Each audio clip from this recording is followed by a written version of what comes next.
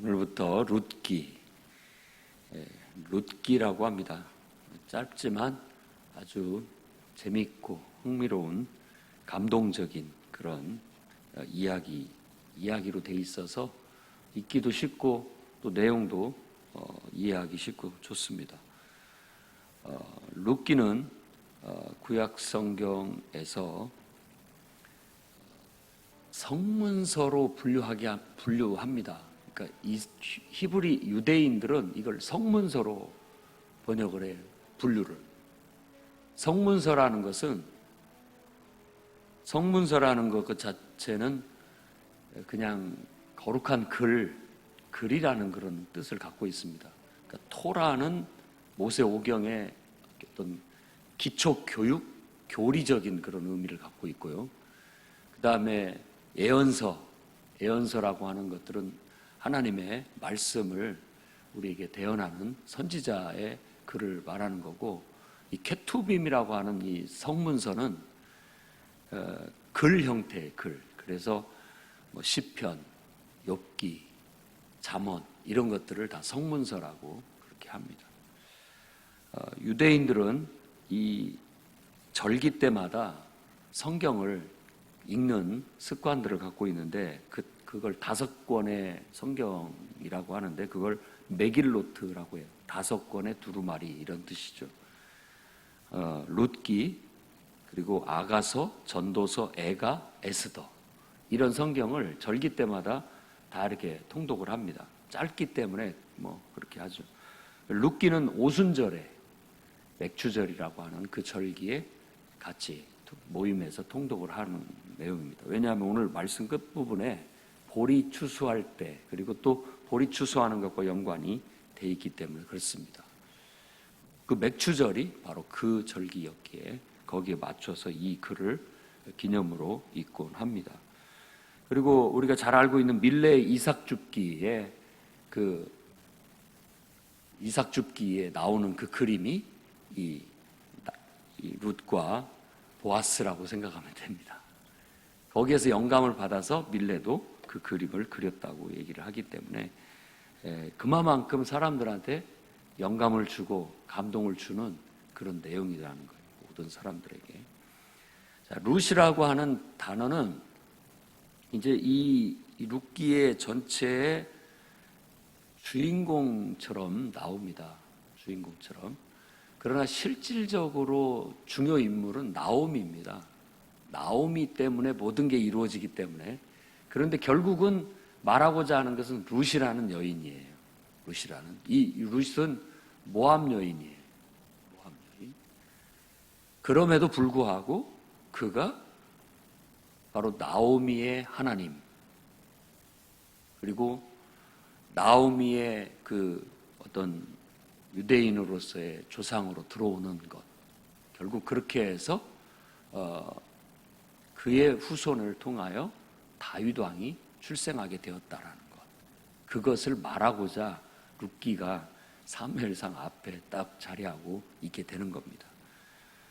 그래서 이방 여인이지만 이방인과 혼인하지 말라는, 이방인과 멍에를 매지 말라는 그런 금기 같은 것이지만 성경은 또 한 면에 있어서는 어떤 그런 혈통보다도 정말 중요한 것은 충성된 신앙이다. 이걸 이 룻이라는 여인을 통해서 깨우쳐 주는 거예요. 어떤 사람들은 아브라함의 혈통이냐 아니냐 이런 것들을 따지면서 사람들을 차별을 하지만 정작 아브라함의 혈통이라 할지라도 오늘 엘리멜렉이나 나오미 같은 사람은 흉년이라는 배고픔 앞에서 과감히 민족도 등지고 또 어떻게 보면 신앙도 등지고 율법도 등지고 모압 땅으로 가버렸어요. 충성스럽지 못한 거죠. 충성스럽지. 그러나 그런 와중에서 결국 하나님의 징계를 받고 나오미가 돌아오게 되는데 거기에 이방 여인인 룻이라는 여인이 따라 들어오게 되면서 그 충성됨을 보입니다. 충실함, 충성됨. 그런 그 충성된 믿음과 신앙이, 그런 태도가 결국은 아브라함의 혈통인 어떤 사람보다도 못지않게 훌륭하기에 그는 다윗 왕의 조상이 될 수 있다라는 것을 우리에게 가르쳐 주는 것이죠. 그래서 오늘 우리도 이 말씀을 읽으면서 깊이 뭔가 깨닫는 그런 은혜의 시간이 됐으면 좋겠습니다. 일단 시대적인 배경은 사사시대예요. 사사들이 통치하던 시대라고 그렇게 배경을 잡습니다. 그 다음에 이 엘리멜렉이라는 사람과 나오미 이 두 부부는 유다 베들레헴 사람, 유다 지파에 속했고 베들레헴에 살고 있습니다. 뭐 지명의 의미를 다 알 필요는 없지만 그래도 중요한 몇 가지는 좀 알고 넘어가야 되겠습니다.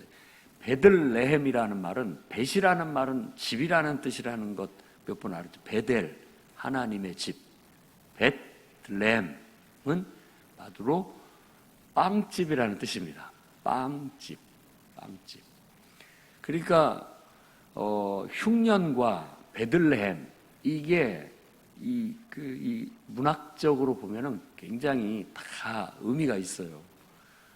아니, 베들레헴 하면은 마치 그 빵집, 그리고 어떤 곡물 창고 같은 풍부한 그런 뉘앙스가 있는 그런 의미가 있는 그런 지역인데도 불구하고 흉년이 들어 배고파서 모압 땅으로 먹고 살기 위해서 갔다라는 그런 배경을 두고 있는 겁니다. 그러니까 그런 의미를 떠오르게 하는 것이죠. 그런데 이 두 부부가 결국 모압 땅에 가서 살게 된 것은 선민답지 못하다라는 걸 보여주는 겁니다. 하나님의 백성으로서 충성되지 못하다, 이런 걸 우리에게 먼저 전제하고 보여주는 겁니다. 그래서 그가 자식을 둘을 낳았는데 말론과 기론이에요. 말론과 기론. 말론이라는 말은 무효라는 뜻입니다. 무효. 그러니까 그들의 어떤 하나님 앞에 불충함은 하나님 백성 그리고 하나님과의 언약 관계가 무효가 된 것 같이 그 이름에서 그 느낌을 줍니다. 그 다음에 기료는 낭비라는 뜻입니다. 낭비. 그래서 아들 이름들 속에서도 그들의 어떤 삶을 읽어낼 수가 있는 것이죠. 결국은 하나님과 언약 관계가 깨어져서 모압 땅에서 방황하고 사는 그 인생은 낭비하는 인생이다라고 그렇게 의미를 우리가 부여해 볼 수 있습니다. 결국 하나님의 징계였던지 남편 엘리멜렉, 그 말은 참 좋습니다. 엘리가 앞으로 나오겠지만 나의 하나님, 이런 뜻입니다. 엘리, 나의 하나님. 멜렉은 왕이라는 뜻이에요. 아비멜렉은 나의 아버지는 왕이라는 말이고, 엘리는 나의 하나님은 왕이라는 말입니다. 그리고 멜기세덱 하면 멜렉 자체가 왕이기 때문에 나의 왕, 세덱은 체덱이라고 해서 의라는 뜻이에요. 그 몇 가지 단어만 알면 그 이름의 의미를 알아서 우리가 또 성경을 묵상하는데 좀 도움이 될 수 있다고 생각이 듭니다. 결국 남편이 죽고 또 10년쯤에 가서는 그 아들들도 다 죽었어요. 그 아들들은 모압 땅에 살다 보니 모압 여인들과 결혼을 했는데 하나는 오르바요, 하나는 룻이라고 그렇게 얘기합니다. 룻은 친구라는 뜻이라고 말씀을 드렸고, 오르바는 목덜미, 이 목이라는 그런 의미입니다. 목이 아름다웠는지는 모르지만 나중에 나오미와 헤어지면서 목을 끌어안고 서로 우는 장면을 떠올리게 합니다. 결국 남자들은 다 죽어버리고 새 여인만 남은 거예요. 아무 자식도 없이. 그러면서 나오미가 소식을 들어보니까 고향 소식이 들립니다. 베들레헴에. 그곳에는 양식이 풍부하더라. 또 듣고 돌아가자 해서 길을 나서다 보니까 두 여인이 따라와요. 나오미 입장에서는, 시어머니 입장에서는 이 두 여인은 무슨 죄인가 싶어가지고 너희들 친정집으로 돌아가서 새롭게 결혼도 하고 새 삶을 살아라 라고 보내려고 합니다. 그랬더니 눈물을 흘리면서 못 갑니다. 우리가 어떻게 어머니 혼자 놓고 갑니까? 라고 하자 나오미가 극구 오지 마라, 가라. 너희들 인생을 살아라. 어떻게 해서 그들을 내 딸이라고 했는데 하나님께서 나에게 벌을 주셨지 너희들까지는 아니다. 뭐 이런 식으로 해서 너희들이 나를 따라오는 것은 내 마음을 더 아프게 하는 것이다. 나를 더 힘들게 하는 것이다. 라고 설득을 해서 그들을 보냅니다. 그러니까 오르바는 거기에서 눈물로 이별을 하게 되고 룻은 끝까지 따라갔다라고 그렇게 얘기합니다. 그래서 룻기의 가장 핵심 구절은 1장의 16절, 17절에 있습니다. 이 말을 하고자 한 거라고 할 수 있는 거죠. 룻이 어머니에게 하는 말, 내게 어머니를 떠나며 어머니를 따르지 말고 돌아가라 강권하지 마십시오. 어머니께서 가시는 곳에 나도 가고 어머니께서 머무시는 곳에 나도 가고 머물겠습니다. 어머니의 백성이 내 백성이 되고 어머니의 하나님이 나의 하나님이 되시리니 어머니께서 죽으시는 곳에서 나도 죽어 거기 묻힐 것입니다. 만일 내가 죽는 일 외에 어머니를 떠나면 여호와께서 내게 벌을 내리시고 더 내리시기를 원합니다. 이 말을 하기 위해서 룻기가 있다고 보면 되겠습니다. 충성스럽지 못했던 엘리멜렉과 나오미에게 오히려 룻이라는 이와 같은 고백은 바로 하나님 앞에 언약을 어기고 불충하게 되면 말론과 기론이 된다라는 거예요. 하나님과의 관계가 깨어지고 무효가 되고 결국 인생을 낭비하게 되지만 다시 한번 친구라는 이름을 가진 이 룻이라는 그 입에서 나오는 고백처럼 정말 이렇게 충성스럽게 어머니를 따르고 또 어머니의 신앙, 어머니의 백성, 어머니의 하나님, 어머니와 함께 죽겠다라는 그와 같은 충성됨이 바로 하나님의 백성됨의 어떤 올바른 태도다라는 걸 우리에게 보여주게 됩니다. 룻이 이렇게 결심을 하자 나오미도 딸을 그냥 같이 가게 됩니다.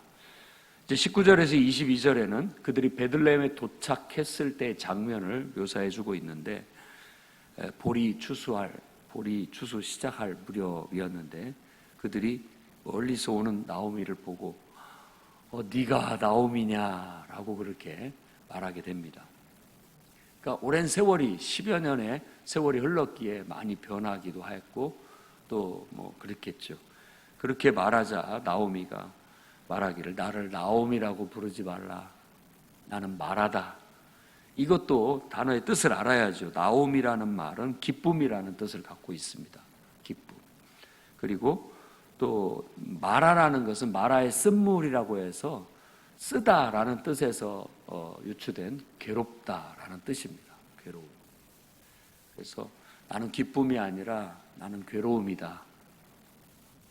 그 인생을 두고 얘기하는 거죠. 나를 나옴이라고 하지 말고 마라라 해라 라고 그렇게 얘기하면서 내가 풍족하게 이곳을 떠났는데 지금이 돌아오는 마당에는 완전히 아무것도 없는 텅 빈 사람이 되어버렸다.